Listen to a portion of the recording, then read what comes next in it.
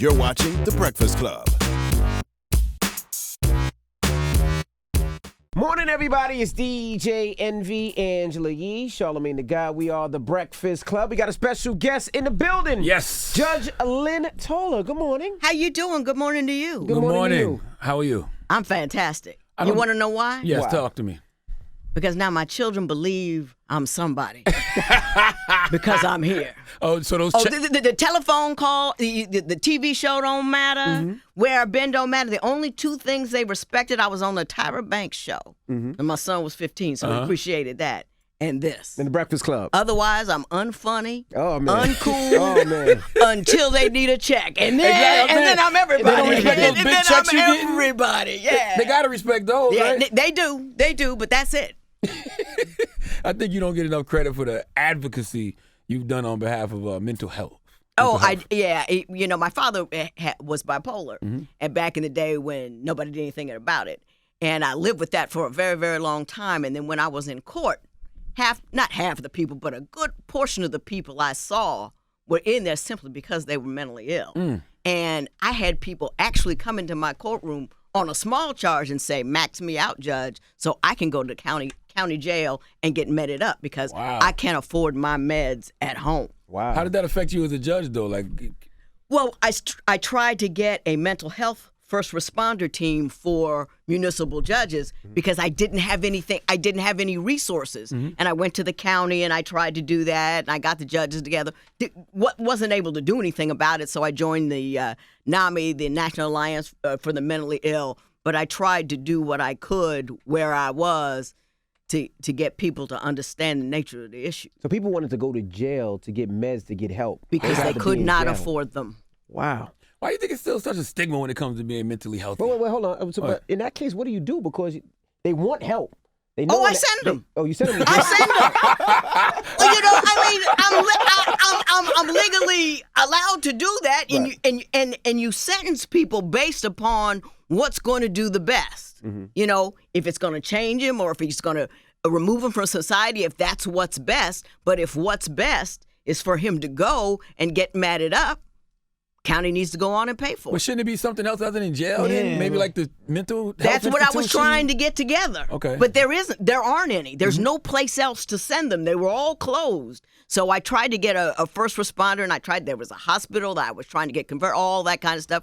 But don't nobody want to spend money. So, you know, that you do what you have with the resources that you got. Why do you think it's still such a stigma when it comes to being mentally healthy? Because what the illness manifests itself in behavior. And we still have this belief that you can control your behavior. And so you're irritating to other people. If I have cancer, it doesn't irritate you. My hair's falling out, this and that. But if I'm bipolar and I'm blah, blah, blah, blah, blah, blah at you, then that irritates you, and you don't see why I can't control my behavior. So Do you get a that's lot of what people that is. that come in the courtroom that don't know that they're mentally ill? Oh, yeah. And how do you handle those situations? Half the people I know don't know they're mentally ill. You know, I mean, my friends, family. I'm gonna put everybody on some medication. You know what I'm saying? You know, it's just. But no, they don't. They believe that, and women will believe that they're mentally ill before men will, because they have that. They have more of a I'm not doing what society wants feeling, and then someone suggests, well, you're mentally ill, you know, you're hysterical, this, that, and the other, and they will believe it. The gentlemen that I used to see that didn't believe it were just so strongly convicted about how they felt. They believed that was the truth. You know, that Jesus complex and all that. Women don't get that, but dudes do. But I think it's a mixture of that societal, you know, males are logic, that hormonal testosterone makes you a believer. Because I remember as all my sons went through that, how they became believers in themselves. And you know, my daddy was the best man in the world. My husband, I got 6 sons, but it manifests itself differently.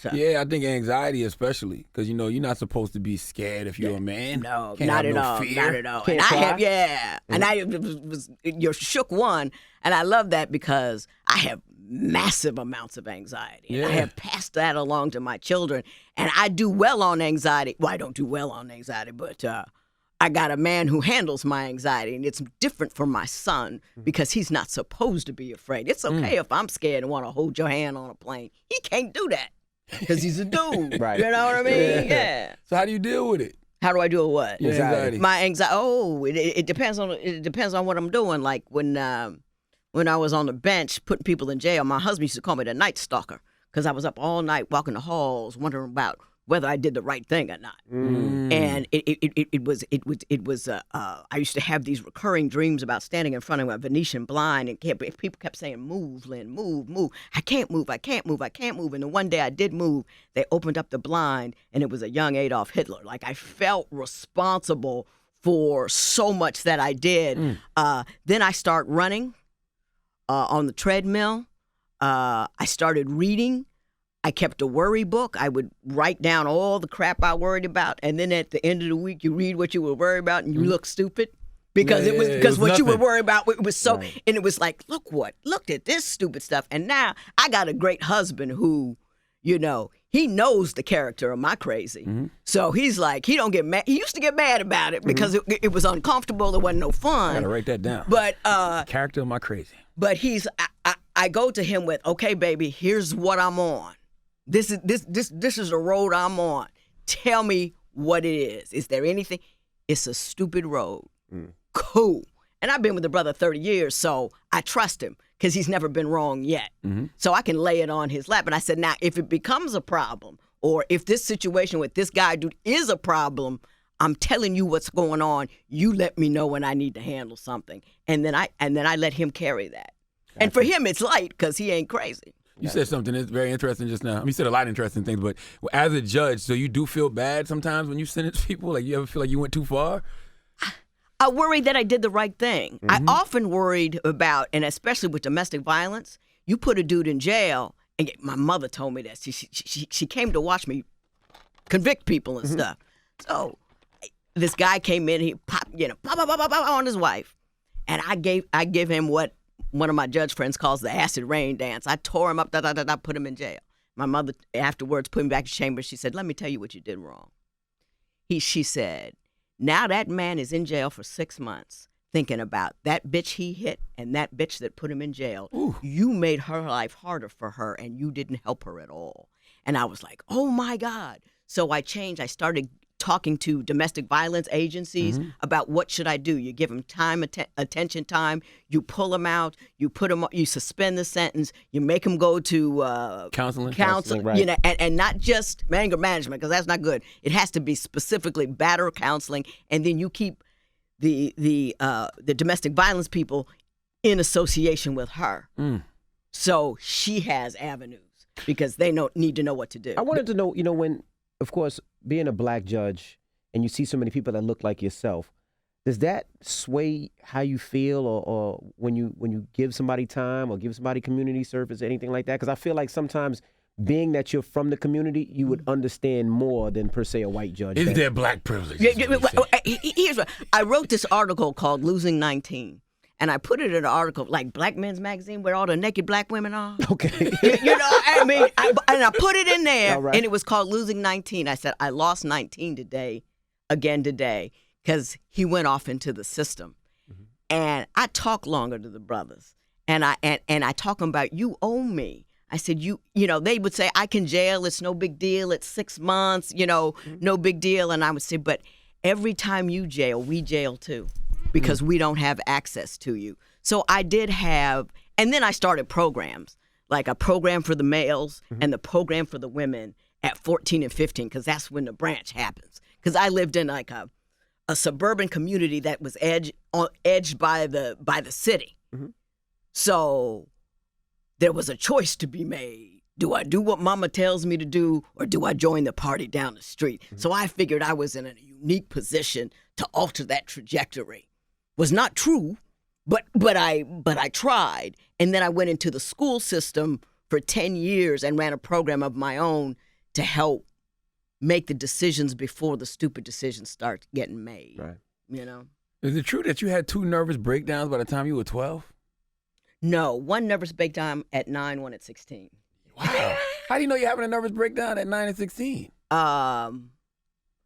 I was in school and started screaming, and they couldn't stop me. So they had to get somebody to come and get me and take me home, took me to a psychologist, and I'm in the psychologist's office kicking the table the whole time, just kicking the table. And the psychologist was a friend of my father's, and Mom said, well, what's wrong with her? And he goes, I know what's wrong with her. It's all that shit you got going on at the house, because Daddy was like, if you didn't, I remember one time Mom didn't put all the shades down equidistantly around the house. He called her all day long, every 5 minutes for 12 hours to tell her about it. All day long. And I said, Mom, why do you keep answering the phone? And this is in the 60s. He said, because as long as I'm answering the phone, I know he's not on his way home. And I got to keep him where he is. So I let him call. I let him, I let him do his thing. And I hang up the phone and I stay with my day. Oh, but Pops was, I woke up one morning, Mama was coming out of the doghouse in the back. And I said, what you doing in the doghouse? She goes, it was cold out. Wow. She was running from it. You know what I mean? What did your pops do? He was an attorney. He was brilliant, absolutely brilliant. He was born in 1919. He was a coal miner in West Virginia. He'd go 2 weeks in the coal mine, 2 weeks at college, 2 weeks in the coal mine, 2 weeks in college. Graduated law school in 1947. I mean, he was a badass. I mean, just a complete badass. Loved his family.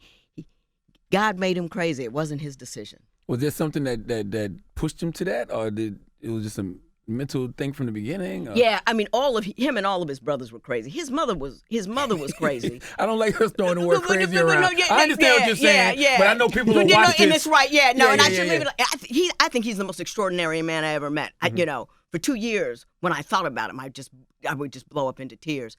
But all of his brothers, the lowest IQ they had was 150, and that was him. He was the dumb one. And because his mother had gone, he was born in 1919. His mother graduated college. Wow. A sister. You know what I mean? All of them were that bad. And they were all they had all that anxiousness, but that allowed him to become, he was 5'2" tall, went to war, all of that kind of stuff. They built their own. Bunch of brothers got together, couldn't go into a good neighborhood. They built their own community. Got a white guy to front it. Bought a bunch of land, and then they parceled it out amongst. So I was raised with just doctors and lawyers and architects in my neighborhood. I mean, a genuine badass. But he was mentally ill. Part of it helped him to be as strong as he was, because he wasn't scared of nobody ever. And the other part made him one of the most impressive attorneys. I remember 15 years. I'm so sorry I got started. No, go. We want you to get started. Go. 15 years after he died, I went back to Ohio. I was keeping up my law degree, and everybody said, introduce yourself. And so I said, I'm Lynn Toler. I'm just keeping my law degree together. And some old white dude, he said, are you in any relationship to Bill Toler? And I said, I'm his daughter. He said he was one of the most highly respected, intelligent, he just went on and on and on, attorneys I have ever met in my life. And he was practicing in the 40s. Had his own firm because the white boys wouldn't let him in. Judges I run into, oh, my God, he was just that good. He was badass. How does that affect you with men now? Because you said, he seen you kick your mom out the house and to call him with the blinds. Did that sway you anyway? Or? It swayed me completely. I married a 6'1" bottle of Valium. My husband, I don't care what you do.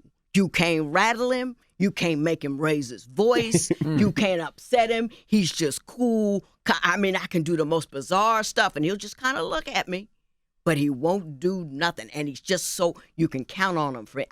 He could hold me by the ankle over a cliff, and I wouldn't worry because he's that brother. That's how my wife does that for me. Yeah, she holds you over a cliff. Gotta have it. Have it. I'm the maniac, and she's the always calm. And you gotta have that because you got two maniacs in the room. It won't work out.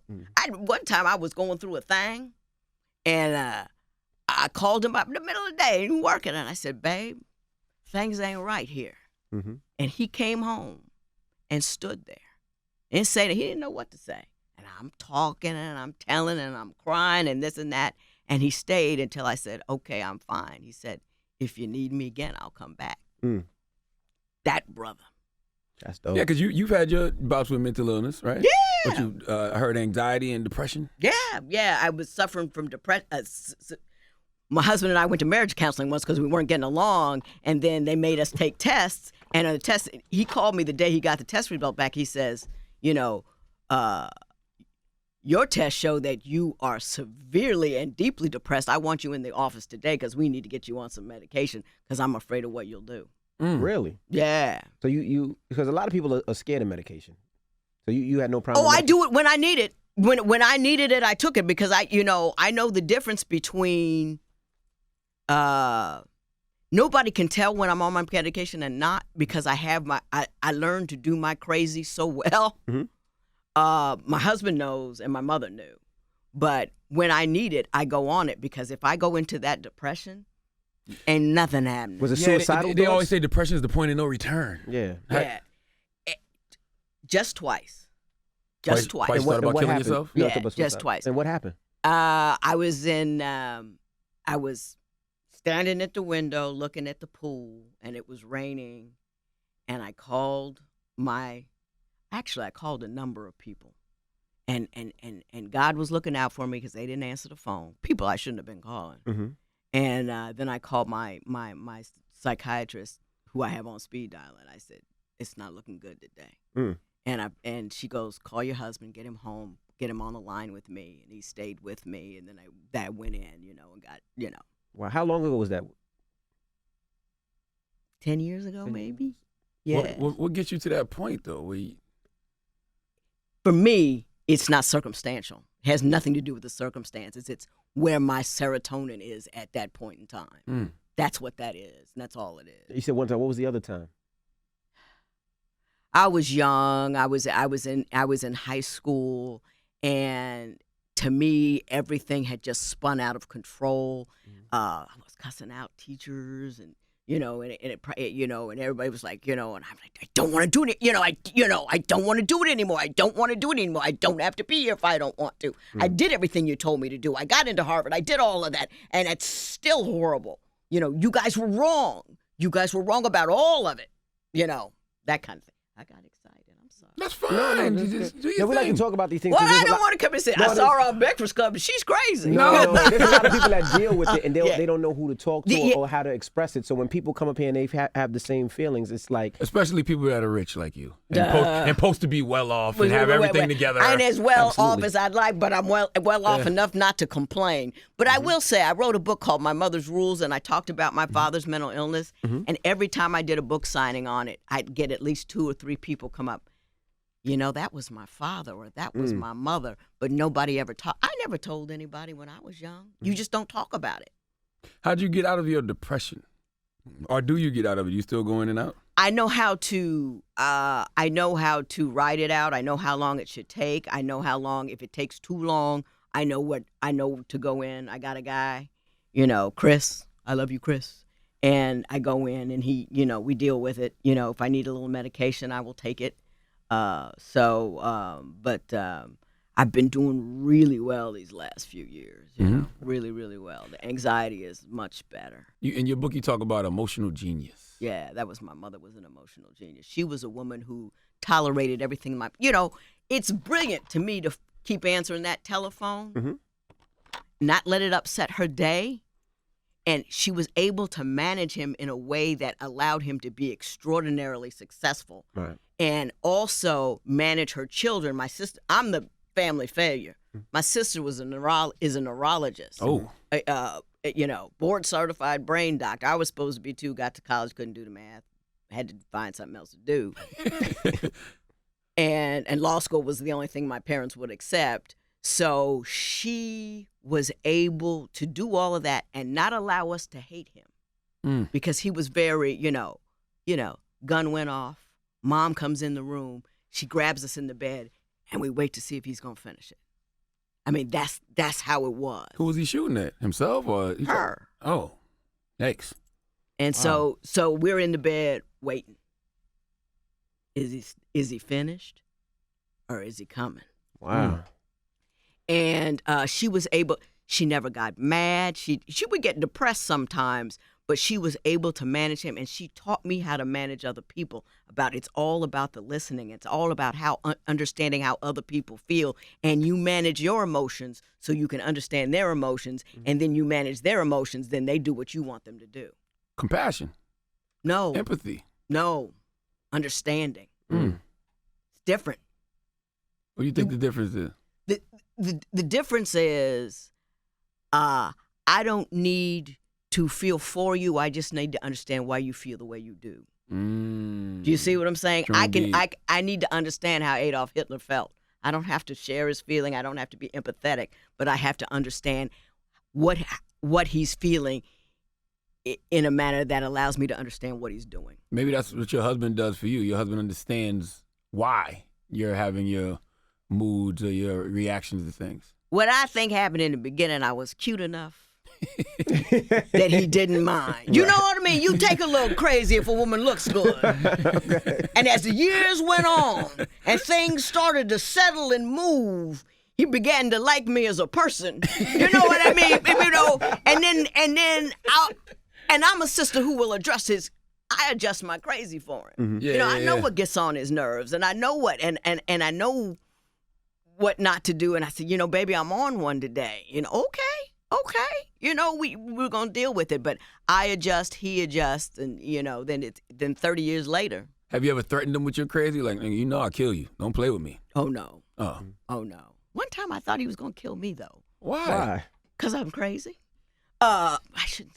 You keep saying that I know, word. and I'm gonna need Stop. to leave that. Yes. No, I'm not gonna. We gotta stop calling people You're crazy. We're not crazy. No, and to me, crazy doesn't have a bad connotation. Me neither. So that's why I say it. But I need to realize my audience because I was we had not been married very long. I don't know why we holding hands, but I don't love know. it. Yeah, I'm He might kill you now. You're right.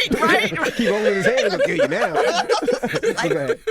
He kept asking me where I was. And for some reason in my head, I was severely depressed at the time. She said, for some reason, I said, why do you want to know exactly where I am? Why do you want to know exactly where I am? You know, are you trying to send somebody to kill me? It didn't make any sense. I'm going to leave that alone. It was, but I was you felt there. that way. You felt like he was. I felt like he was, and he was like, what is wrong with you? Well, that's the anxiety, though. That's the There was anxiety, irrational fear. feeling. Yeah. You get on a thought, you chase it down to the end, and it was like, you know, the marriage wasn't going well at the time because you know how it is. I had 4 stepchildren, the whole schmagilla, and I got on a thought, took me all the way west of rational. I felt like that when my wife put out $1 million insurance policy on me. Right. I felt the same way. Don't make no sense now, but it made sense at the time. Now, what's the craziest, or I don't want to say crazy, what's the strangest thing that happened in your courtroom where you had to kick somebody out of court? In my real life courtroom or TV court? TV court. TV. Oh, both, actually. Wait a minute, it's not the same?